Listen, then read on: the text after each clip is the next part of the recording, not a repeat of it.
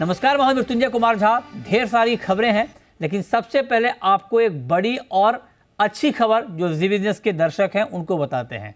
खबर यह है कि आपका पसंदीदा बिजनेस चैनल जी बिजनेस की बादशाहत लगातार बरकरार है।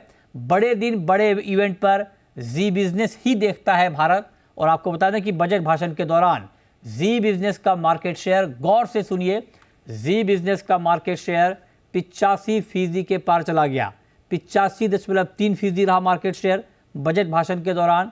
बजट भाषण के दौरान जनरल न्यूज चैनल से भी आगे रहा जी बिजनेस। और बजट के दिन बाजार के दौरान, पूरे बाजार के दौरान जी बिजनेस का मार्केट शेयर 81% से ज्यादा रहा। बजट कवरेज में जी बिजनेस लगातार छठे साल सुपरहिट रहा। इतना ही नहीं, बजट हफ्ते में बाजार के दौरान जी बिजनेस का मार्केट शेयर 79.8% रहा। टीवी नहीं, सोशल मीडिया पर भी जी बिजनेस की धूम रही। जी बिजनेस नंबर 1 रहा। सिर्फ जी बिजनेस ही भारत का नंबर 1 बिजनेस चैनल है। इस बेशुमार प्यार और बेशुमार भरोसे के लिए जी बिजनेस के सभी दर्शकों का बहुत बहुत धन्यवाद, बहुत बहुत आभार। नंबर्स बहुत ही बेहतरीन है और बहुत ही संतोषजनक है, सेटिस्फेक्शन देने वाले हैं। सबसे पहले तो मैं आपको, हमारी पूरी टीम को, चाहे वो पर्दे पर हैं या पर्दे के पीछे पर हैं, और पूरी टीम ने जिस तरह से दम लगाकर काम किया वो गज़ब का था। तो उन सबको बहुत बहुत बधाई। सबसे ज़्यादा हमारे एक्सपर्ट्स के पूरे दमदार पैनल को। इन सब का कंट्रीब्यूशन मैं जितनी तारीफ़ करूँ उतनी कम है, लेकिन सबसे ज़्यादा धन्यवाद हमारे सभी उन दर्शकों का है जो हमेशा हमें देखते हैं, और उनसे ज़्यादा और उनके साथ ही धन्यवाद उन सभी दर्शकों का है जो ख़ास तौर से बड़े दिन हमारे साथ जुड़ते हैं। बाजार के लिए बजट से बड़ा दिन कोई नहीं होता, और अगर बजट के दिन अगर दूसरे चैनल्स में भी, दूसरे मीडियम पर ही देखने वाले लोग अगर जी बिजनेस के साथ आकर जुड़ते हैं तो ये एक हमारे लिए बहुत बड़ी बात है। और ये बड़ी बात इसलिए है कि उन्हें ये पता है कि बड़ी इवेंट पर और बड़े दिन और बड़े घटनाक्रम पर आपको कौन सा चैनल देखना है, कौन सा बिजनेस चैनल देखना है। तो उनका जो ये भरोसा है हमारे ऊपर, उसके लिए मैं उनको जितना धन्यवाद कहूँ उतना कम है। बड़ी बात यह है दीप कि बजट स्पीच के दौरान हमारी लीडरशिप हर एक चैनल से ज़्यादा है, चाहे वो सोशल मीडिया पे हो, चाहे टीवी पर हो। अब आप देखिए, जो जनरल न्यूज़ चैनल्स होते हैं उनकी रीच बहुत ज़्यादा होती है। हम कभी उनका मुकाबला नहीं कर सकते रीच के मामले में, जहाँ तक वो पहुँच सकते हैं।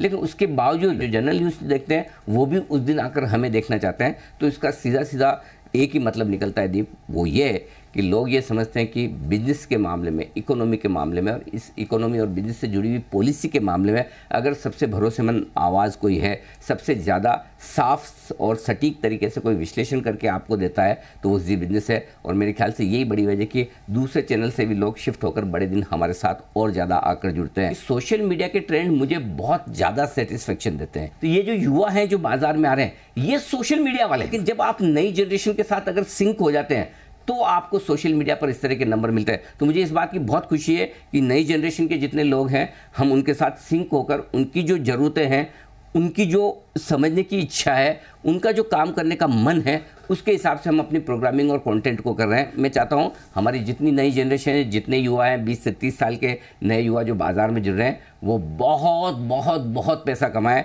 बहुत वेल्थ बनाएं।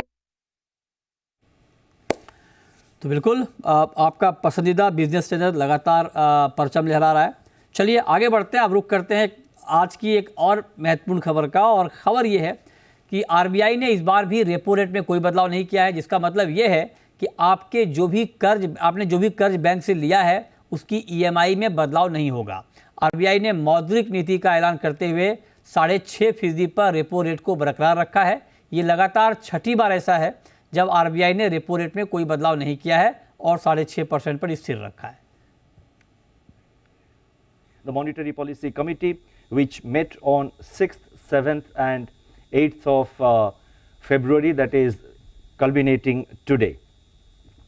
After a detailed assessment of the evolving macroeconomic and financial developments and the outlook, the Monetary Policy Committee, that is MPC, decided by a 5-1 majority to keep the policy rate unchanged at 6.5%. और अब जो खबर हम आपको दिखाने वाले हैं उसको जरा आप गौर से सुनिए, क्योंकि ये खबर आपके बेहद काम की खबर है। अगर आपने कोई लोन लिया है, home loan, auto loan, personal loan या आप लेने वाले हैं, तो इस खबर को जरा गौर से सुनिए, आपके लिए क्या बदला है। बैंकों को अब लोन की ब्याज दर में प्रोसेसिंग फीस जैसे अन्य सभी चार्जेज भी जोड़कर बताने होंगे। आरबीआई ने साफ तौर पर यह बात कह दी है। आरबीआई के इस फैसले की क्या है वजह, डिटेल में बताने के लिए सुनिए जी बिजनेस के सवाल पर आरबीआई गवर्नर शक्तिकांता दास ने क्या कहा है। अभी जो बैंक जो लोन सैंक्शन करते हैं, टर्म शीट में सारे चार्जेस स्पेसिफाइड है, सारे चार्जेस, प्रोसेसिंग फी कितना होगा, आपका क्या क्या फीस होगा, क्या क्या चार्जेस होगा, सारे स्पेसिफाइड है।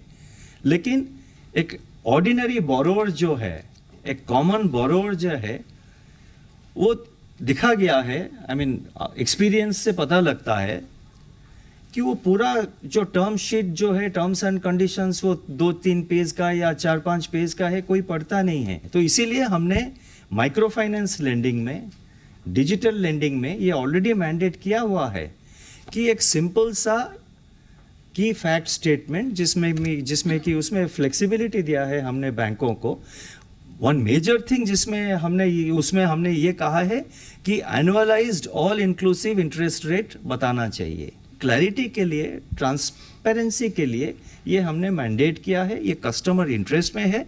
अभी भी बैंक्स वो इंफॉर्मेशन दे रहे हैं, कोई हिडन कॉस्ट नहीं है, कुछ हाइड नहीं किया है। तो let us be very clear, the bank's terms and conditions are very transparent in the sense that all information is given, but experience ये है कि हम लोग पढ़ते नहीं हैं।